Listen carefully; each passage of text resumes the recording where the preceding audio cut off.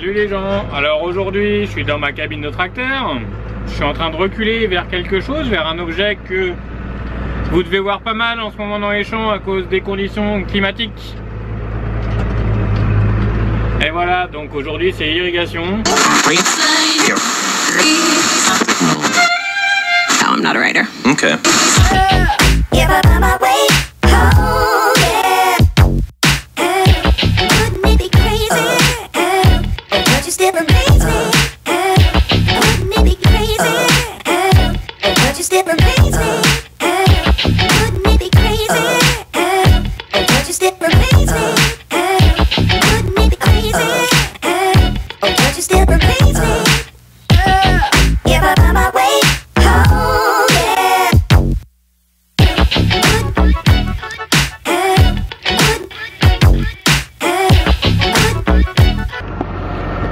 Donc, alors que je vous explique un peu cette grosse machine là,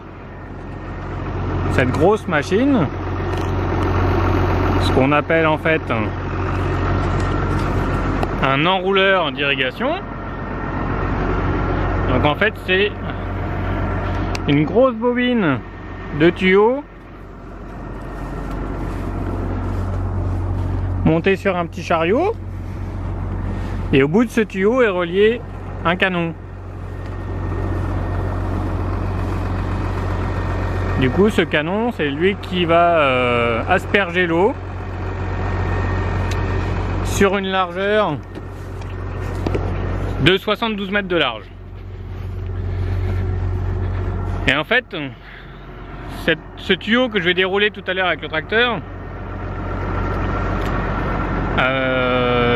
se rembobine tout seul grâce à la puissance, à la pression de l'eau, et l'eau qui vient tout simplement du sol en fait, un circuit d'eau enterré jusqu'à la pompe, et voilà. Donc là, pour manier, bah c'est simple en fait, j'ai 3 manettes hydrauliques là qui sont reliées au tracteur, et là du coup on fait descendre les bêches, on va en fait descendre le chariot.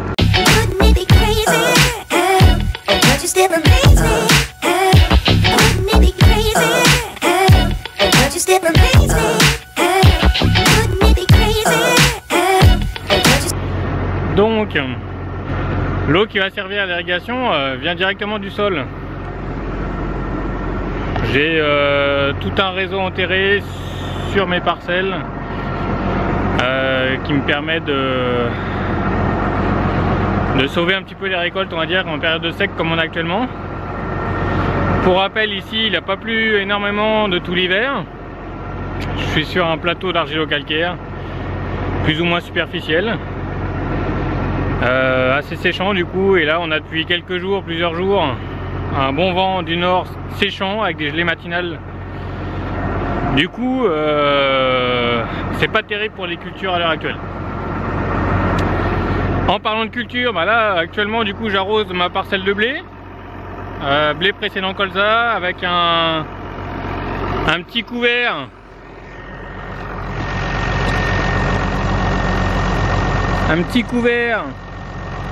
de luzerne. Donc voilà, blé mélangé avec de la luzerne. La luzerne avait été implantée dans le colza précédent.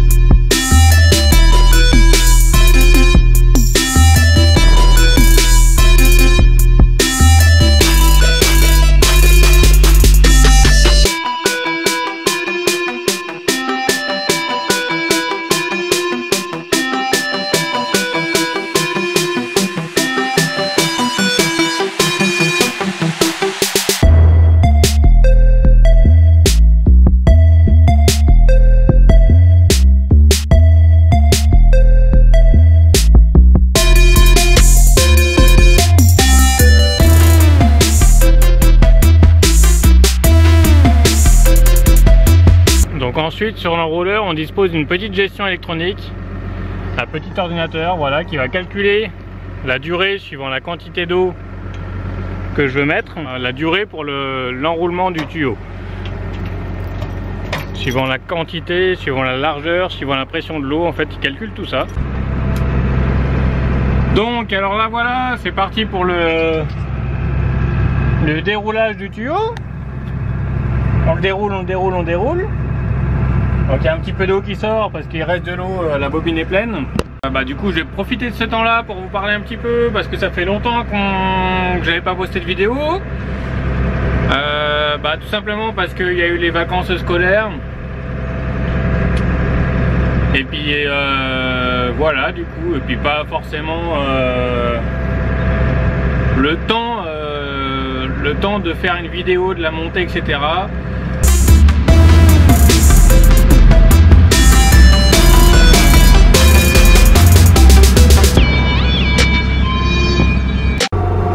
Et voilà, du coup, quand on arrive au bout, et ben il n'y a plus qu'à décrocher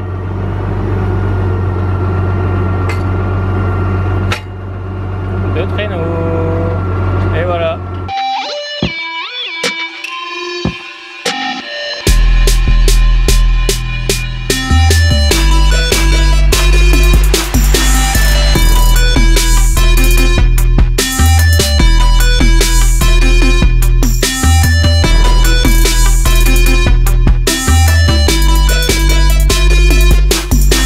Alors je profite du retour en tracteur pour aller mettre la pompe en route. Tout simplement pour rappeler à ceux qui sont contre l'irrigation, à ceux qui ne comprennent pas qu'on ne peut pas se passer de l'irrigation si on a pas une pluviométrie annuelle suffisante. Dans mon secteur, on est à peu près à 600 mm par an. 600 mm par an, c'est limite. Le problème des 600 mm par an, ça dépend de l'étalement sur l'année, des périodes sur lesquelles ça tombe. Là, on est mi-avril, un petit peu plus même, et on est à la période où les plantes ont besoin d'eau. Parce que c'est le printemps, parce qu'elles ont besoin d'eau pour pousser, parce qu'elles ont besoin d'eau parce qu'elles vont bientôt produire leurs graines aussi. Il ne faut pas oublier que sans eau, les végétaux mais aussi les humains, sans eau on ne vit pas. Donc surtout gardez ça en tête. Que juste un petit rappel comme ça, les hommes ne peuvent pas vivre sans eau. Les animaux non plus. Et ben les végétaux c'est pareil, sans eau ils meurent. Alors petit retour sur ce blé.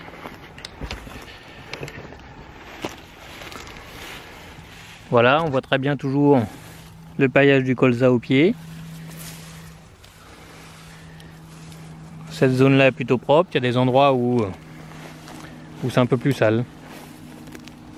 On retrouve quand même quelques géraniums au milieu du blé.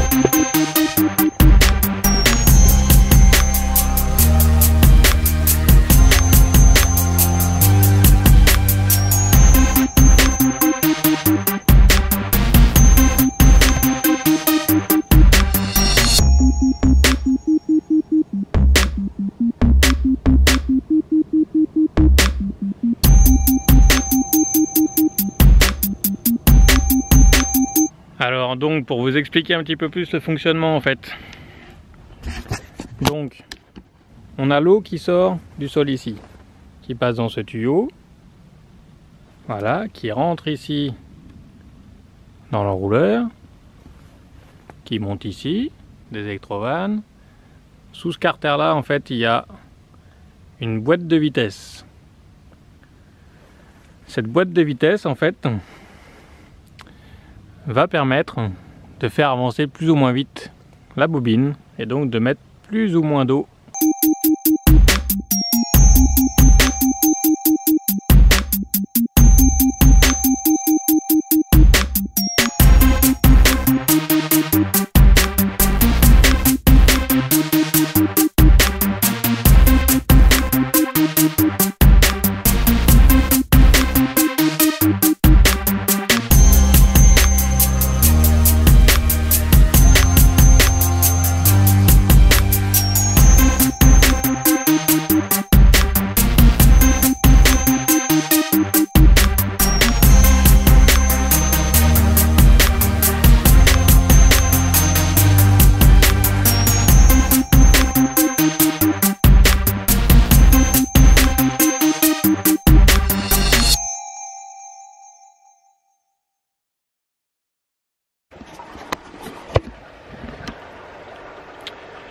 Donc je vous ai complètement simplifié en fait le fonctionnement de l'enrouleur.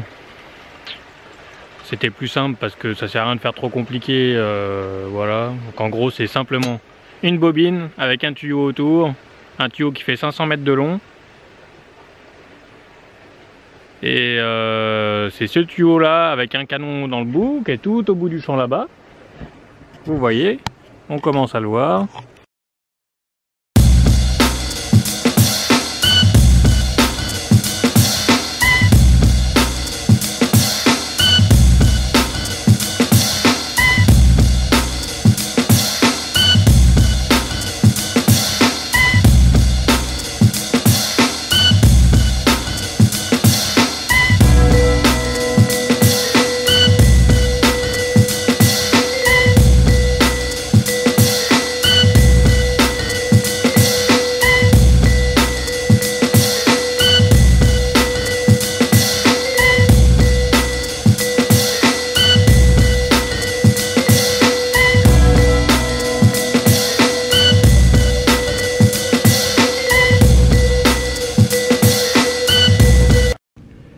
Et surtout, je le redis encore une fois, n'oubliez jamais, sans eau, rien ne vit.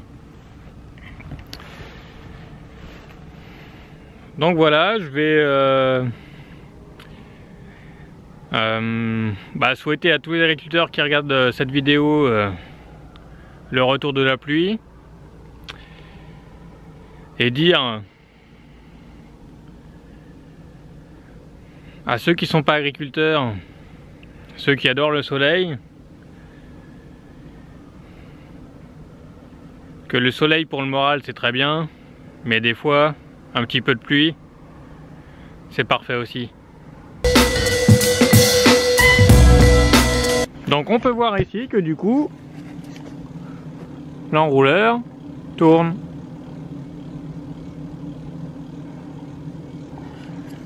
Et ce qui fait qu'il est en train d'enrouler le tuyau.